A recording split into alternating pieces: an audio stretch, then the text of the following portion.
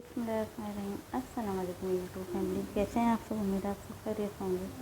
आज आपके साथ जो रेमेडी शेयर कर रही हूँ बहुत अच्छी है, बहुत अच्छी रेसिपी शेयर कर रही हूँ मैं आपके साथ। जो हमारे बीपी के लिए, हमारी शुगर के लिए, हमारे कोलेस्ट्रॉल के लिए, हर चीज़ों के लिए हमारे बहुत फ़ायदेमंद है। इंशाल्लाह आपको आप दुआएं देंगे, ये रेमेडी एक दफ़ा इस्तेमाल करेंगे।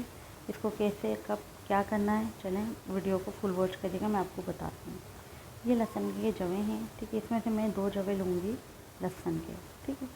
अच्छा, इन लहसुनों को हमें ना धोना है, अभी कुछ भी नहीं करना, साबुत ही रखना है, ठीक है। इसके 2 जवें लूँगी मैं, और दोनों 2 ही जगहों पर हमें काम है, ठीक है। ये 2 जवें लिए, ठीक है। इसके हमें छिलके नहीं उतारने, ठीक है। लहसुन आपको पता हमारे दिल के लिए कितना फ़ायदेमंद है, ब्लड प्रेशर के लिए कितना फ़ायदेमंद है, कोलेस्ट्रॉल के लिए कितना फ़ायदेमंद है, बहुत फ़ायदे हैं इसके ना। अच्छा, इसका क्या होता है मैं आपको अभी आगे जाके बताती हूँ, ठीक है। ये 2 लहसुन के जवें हैं। अच्छा, इनके छिलके नहीं उतारने, पहले ये बता रही हूँ आपको, छिलके नहीं उतारेंगे, सफाई कर लिएगा इस पर जो गंदगी होगी। अब मैंने 2 कप के करीब पानी लिया है, ठीक है। चूल्हे पर गर्म करने रख दिया, अच्छी तरीके से गर्म हो गई। इसके अंदर मैं लहसुन के ये दोनों जवें धो के डाल दूँगी, पहले धो लूँगी फिर डाल दूँगी इसमें, ठीक है।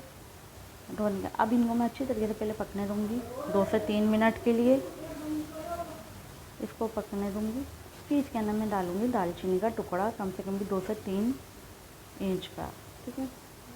इसके अंदर 3 से 4 मैंने काली मिर्चें डाली हैं।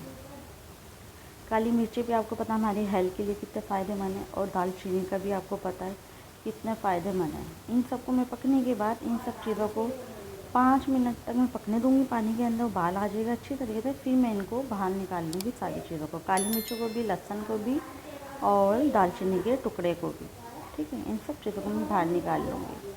इसके बाद मैं थोड़ी सी इसमें वो गुड़ ऐड करूँगी, ठीक है। आप इसमें शहद भी ऐड कर सकते हैं, लेकिन शहद को कब ऐड करेंगे वो मैं आपको बाद में बताऊँगी। गुड़ को इस टाइम ऐड करना है, ठीक है। इसके अंदर चीनी नहीं जाएगी, थोड़ा सा गुड़ ऐड करिएगा, ठीक है।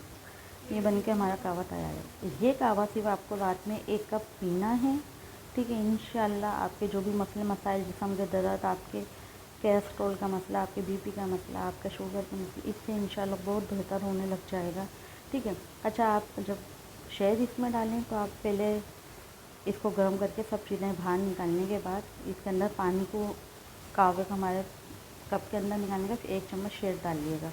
चूल्हे के ऊपर नहीं डालिएगा शहद को, नीचे उतारने के बाद डालिएगा, ठीक है। चलें, आपको रेसिपी कैसी लगी ज़रूर बताना। ओके, अल्लाह हाफ़िज़, टेक केयर, बाय।